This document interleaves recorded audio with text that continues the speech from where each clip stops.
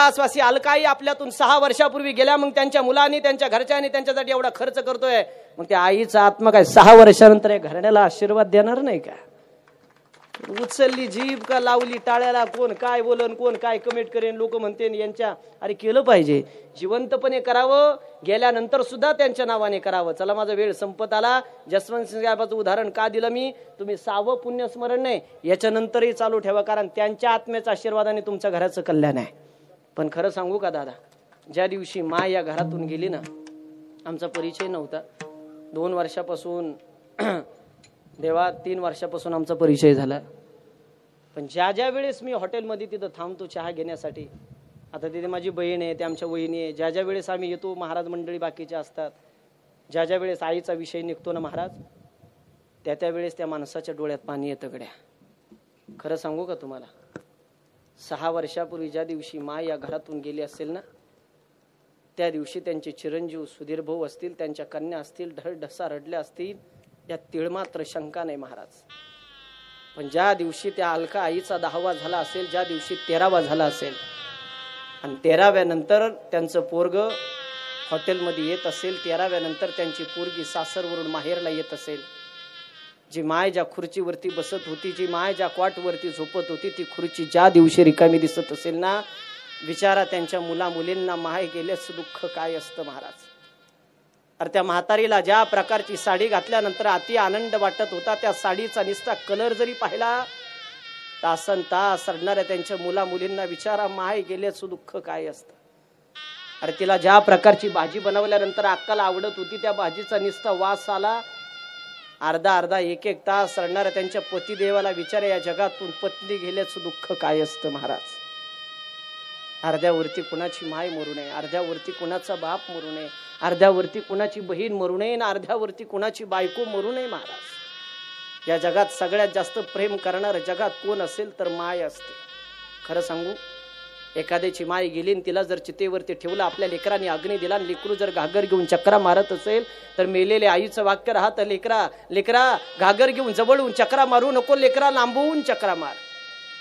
मेलेल्या माईला जर विचारलं ना, माय तू अशी का म्हटली ग माय, मेलेल्या आईचं वाक्य राहतं, लेकरा तू जर घागर घेऊन जवळून चक्रा मारल्या, तुझ्या अंगाला चटके लागले तर मी ते सहन करू शकत नाही. सांगा मला, मेलेली माय जर एवढं प्रेम करत असेल, तरी बसलेली जिवंत माय किती प्रेम करत असेल. जाना रात्री कधी घरी जाना, हा पठ्ठा रात्री 2 वाजता जरी कीर्तन करून घरी गेला, माझ्या घराची कडी वाजवली, आईने जर कधी दरवाजा उघडला, तर आईचं पहिलं वाक्य राहतं लेकराला, काय विचारते माय, करेक्ट लेकरा तू जेवला का रे. लेकरू जर म्हटलं नाही, सकाळी 7 वाजल्यापासून रात्री 2 वाजेपर्यंत माझ्या पोटात अन्नाचा कण नाही माय, भूक लागली गाई. अरे रात्री 2 वाजता स्वयंपाक करायची धमक जर या जगात कोणात असेल तर फक्त आपल्या माईत असते. पावसाने भिजलेलं सरपण म्हातारी घरात घेते, रात्री 2 वाजता चूल पेटवते. पोरींनो, माझा विक्को 0 झाला तर बरं होईल. पोरींनो जा बरं, तुम्ही कधी दिवाळीला जा, तुम्ही कधी दसऱ्याला जा, तुम्ही कधी भाऊबीजीला जा, तुमची माय तुम्हाला कधी मोकळ्या हाताने येऊन देते. अरे पोरगी जर निघाली, पिशव्या उचलल्या, उंबऱ्याच्या बाहेर आली, तर माय घाई घाई पळत येते. गहू देईल, बाजरी देईल, ज्वारी देईल, कांदे कुठं द्यायसारखी गोष्ट आहे का रे. किलो भर का व्हायना कांदे देती पोरीच्या पिशवी. नातवाला भूक लागू नये, भुईमुगाच्या शेंगा भाजून देईल, गुळाचा खडा देईल, नातवाचे 2-4 मुके घेईल, त्याच्या हातात कपडे घ्यायला 10-10, 20-20 रुपये तरी देईल. त्याने कपडे येत नसते, पण आईची बेडी माया राहते. त्या माय बापाचं सगळ्यात जादा प्रेम या जगात कुणावर असेल तर आपल्या पोरीवरतीच असतं महाराज. पुरुष मंडळी, संपेल माझं कीर्तन आता. तुम्ही बाहेर निघाले का प्रत्येकाने आपल्या पोरीला फक्त एक फोन करायचा. प्रत्येकाने तुम्ही हॅलो जरी म्हटले ना, हॅलो, तुमचा आवाज जरी छोटा आला तर पोरगी विचारते, बाबा तुम्ही आजारी आहे काय. बाबा आवाज छोटा येतो म्हणजे तुमचा कसा बसला वाटतं. बाबा खरं सांगा, 10, 10:30 तुम्ही फोन केलाय, काहीतरी घडलं, तुम्ही छोट्या आवाजात बोलताय, तुम्हाला भेटायला येऊ का आता. कोण मला विचारण बाबा तब्येत बरी आहे का. बाबा पोरीच्या लग्नाकरता मंडपवाल्याच्या पाया पडणारा बापच असतो. पोरीच्या लग्नाकरता किराणा दुकानदाराच्या पाया पडणारा बाप असतो. पोरीच्या लग्नाकरता सावकाराच्या पाया पडणारा बाप असतो. नाही माय पोरीचं लग्न थाटात झालं पाहिजे. नेते म्हणते रुमाल कोमटून ढसा रडतो का. बाबा म्हणून आवाज देणारी काळजाचा तुकडा देवा संध्याकाळी मला सोडून जाईल. कोण विचारण बाबा जेवले का. कोण विचारण बाबा गोळी घेतली का. कोण विचारण बाबा तब्येत बरी आहे का. पाया पडून सांगतो, ते मायबाप जोपर्यंत जिवंत त्यांच्या चेहऱ्यावरती आनंद ठेवा. खरं सांगू का, हा बाप नावाचं दैवत आहे तुमचं सुधीर भाऊ. माय जरी या घरातून गेली असेल ना, रात्री 2 वाजता जरी तुम्ही आले असेल, बाकीचे आपले पोरं विचारतील कुठे गेले होते पप्पा, घरचे सगळे काही विचारतील, तर माय नावाची गोष्ट पहिल्यांदा विचारते, लेकरा तू काही खाल्लं का. ते लेकराला जवळ घेऊन डोक्यावरून हात फिरवणारी माय जरी या जगातून गेली असेल, पण तुमच्या वडिलांचा माझा परिचय होऊन 2 वर्ष झाले महाराज. तो बाप तुम्हाला माईसारखं पण प्रेम देतो. मला आनंद वाटला, मी तुमच्या स्टेटसला कायम तुमच्या वडिलाबरोबर तुम्ही फोटो ठेवता. जोपर्यंत तुमचा बाप तुमच्या साथीला आहे ना, तोपर्यंत आखी दुनिया विरोधात जाऊ द्या महाराज, बाप साथीला पाहिजे. आणि बाप हे घराचं वैभव असतं महाराज, बाप घराचं वैभव असतं. त्यांना आनंद वाटतो. आम्ही महाराज मंडळी सगळे आल्यानंतर संपत 1-2-3 मिनिटात मला कीर्तन एक करा माझ्यासाठी. पुरुष मंडळी बसलेल्यापैकी तुम्ही भाऊ असाल, पैसा कमी कमवा, एका विचाराने राहा. तुम्ही भाऊ घराने वेगळं राहा, काय म्हणणं नाही, चुलीने वेगळं राहा, काय हरकत नाही, पण विचाराने एकत्र राहा रे. 2 भावाला जर एका ताटात जेवताना पाहिलं तर माय बापाचं 10 वर्षाचं आयुष्य वाढतं. त्याच 2 भावाला दिवसभर भांडणं करताना पाहिलं, मायबाप 10 वर्ष लवकर मरतील वस्तुस्थिती आहे. माता भगिनी, तुम्ही माझ्या आईसारख्या, बहिणीसारख्या. तुमचा भाऊ एखाद्या ठिकाणी चुकला असेल, त्याची चूक पदरात घ्यान, बोला त्याच्याबरोबर. सत्ता संपत्तीवरून भाऊ बहीण एकमेकांसंग बोलायला तयार नाही, दुर्दैव आहे महाराष्ट्राचं. मेल्यानंतर पुळका येतो, स्टेटसला फोटो ठेवतो, हमसून धुमसून रडतो, पण जिवंतपणे कुणी माघार घेत नाही. का बोलायचं भावाबरोबर सांगू का माता भगिनी, मी ज्या ठिकाणी राहतो पारनेर शहरामध्ये, माझ्या शेजारी एक सोन्या नावाचा मित्र आहे. चंदू महाराज, त्याच्या बहिणीचं लग्न झालं. लग्नानंतर त्याच्या बहिणीला आम्ही दररोज चिडवायचो. तिला म्हणायचो, सोन्यानं तुझं लग्न छोटं केलं, आम्ही सोन्याचं लग्न मोठं करणारे, हत्ती बोलवणारे, घोडे बोलवणारे, 100 महाराज लोक येणार आहे. महाराज असा दिवस नाही त्या पुरीला आम्ही टोमना दिला नाही. पण त्याची बहीण आणि माझी बहीण काही वेगळी नाही हो. पोरीने हसावं, खाली मान घालावी, निघून जावं. पण दुर्दैव घडलं, सोन्याचा अपघात झाला आणि सोन्या जागेवरती गेला.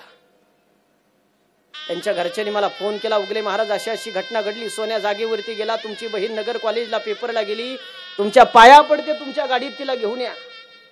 घटना वाईट होती रे खूप. 2 मित्र मी माझ्या गाडीमध्ये घेतले, नगर कॉलेजच्या गेटवरती गाडी आणून उभा केली. पोरांना म्हटलं काय घडलं तिला सांगू नका आत्ताच. पेपर संपला, पोरगी गेटवरती आली, माझ्या गाडीचा नंबर पाहिला, उगले महाराजाची गाडी दिसती, पाठीमागून काचेवर नाव वाचलं, गाडीच्या आतमध्ये डोकावून पाहिलं. पुरीने पहिला प्रश्न केला मला, महाराज आज आमचा सोन्या दिसत नाही, तुमच्यात कुठे गेला. मनातल्या मनात म्हटलं, पुरी तुझं एकुलते एक भाऊ अपघातात गेला ग, कोणत्या तोंडाने सांगू तुला.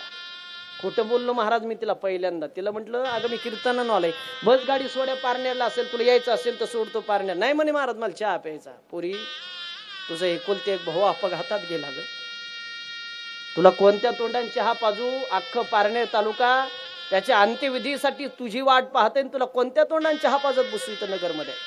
पोरगी ऐकायला तयार नाही. बळजबरी गाडीमध्ये बसवले. केडगावच्या पुढे माझी गाडी निघाली. चास कामरगाव नावाचं गाव लागलं. मला माहिती आहे तुम्हाला सर्वांना.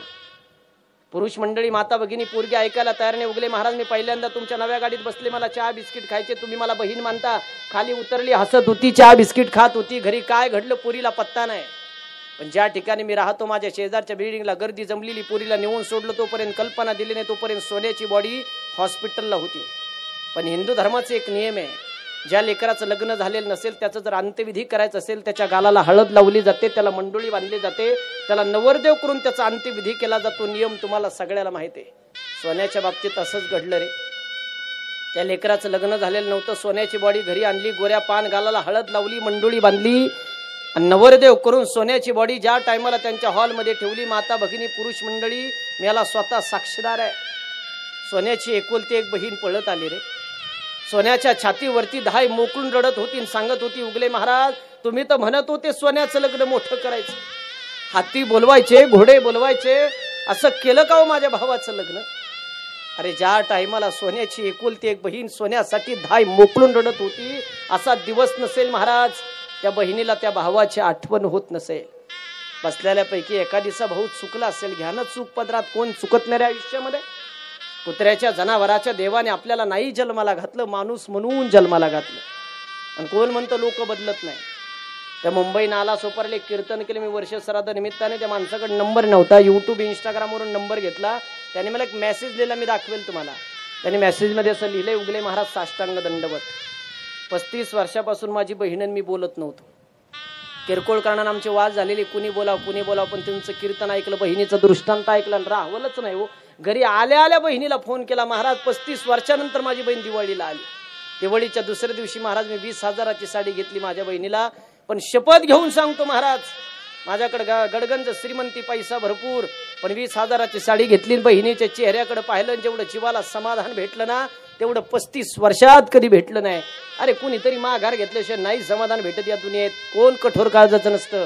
एक करा, उद्यापासून एवढा संदेश फॉलो करा आणि सांगा मला फोन करून, उगले महाराज सुधीर भाऊच्या घरी तुमचं कीर्तन ऐकलं, शेवटच्या दिवशी तुमचं कीर्तन, काल्याच्या आदल्या दिवशी कीर्तन सांगत असताना तुम्ही या सोनेवाडीकरांनी एक संदेश दिला, आम्ही फॉलो केला. उद्यापासून प्रत्येक पुरुषाने माझ्यासाठी एक करायचं.